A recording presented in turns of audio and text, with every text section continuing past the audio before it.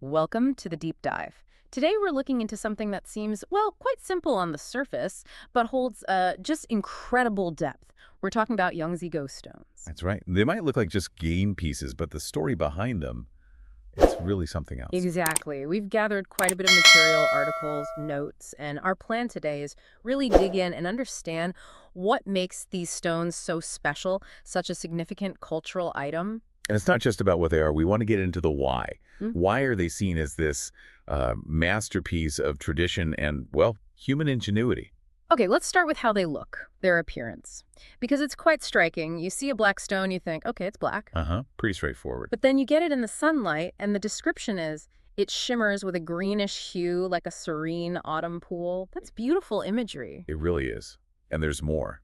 The finished black stones are apparently like crow blue from above and like jade from below. So there's this duality. Right, and the white ones, they're described as pure as cream, smooth as polished jade. That smoothness, that purity, it really paints a picture. It does. It suggests there's more going on than just pigment. So what is the secret? What are they actually made of? Well, this is where it gets fascinating. That look isn't just on the surface. The sources say they are made entirely of gemstones. Entirely, really, not just rock, but gemstone. Exactly. Pure natural gems from Yunnan province. We're talking things like South Red Agate, jadeite, amber, even yellow dragon jade. Wow. So the game pieces themselves are gems. Yes. And it's not just a random mix. This recipe, this specific blend, it's apparently the result of decades of research. Okay. It's based on a secret ratio passed down through generations. And get this, it's so valuable, it's guarded carefully and never allowed to leave the country. That really speaks to its significance, doesn't it? Guarded like a state secret.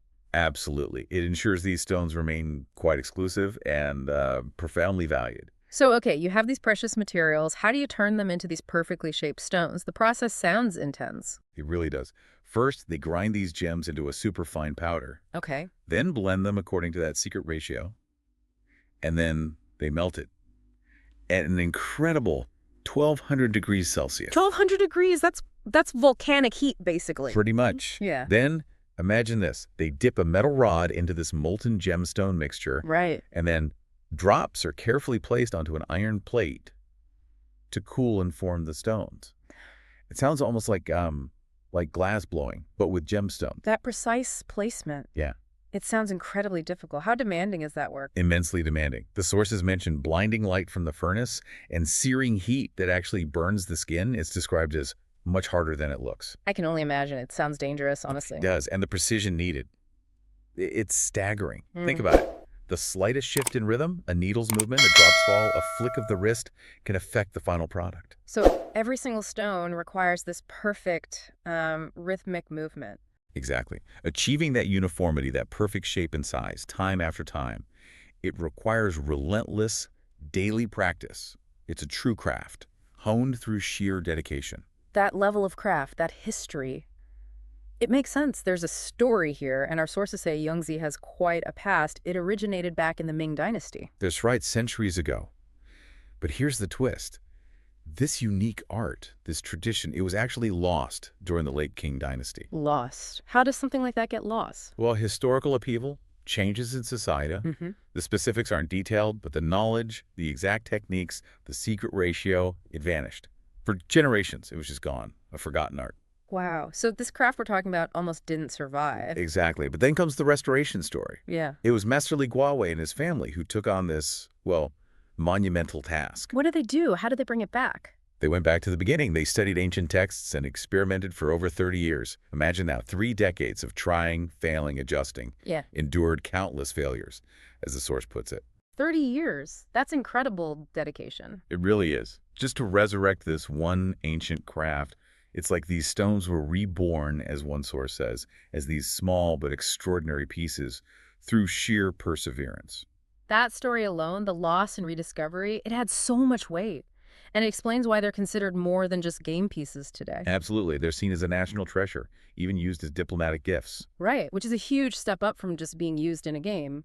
Why that level of status? Is it just the rare gems? The gems are part of it, sure, but it's also tied to the game itself, Go. Go, or Qi, is deeply significant in Chinese culture. It's seen as a profound symbol of Chinese traditional culture, a lasting legacy of Chinese civilization. Okay, so the game itself carries huge cultural weight. Precisely. It's one of the four arts of the Chinese scholar. Mm. Qin the zither, Qi Go, Shu, calligraphy, and Hua, painting. Go holds a really special place among them. So it represents more than just strategy on a board.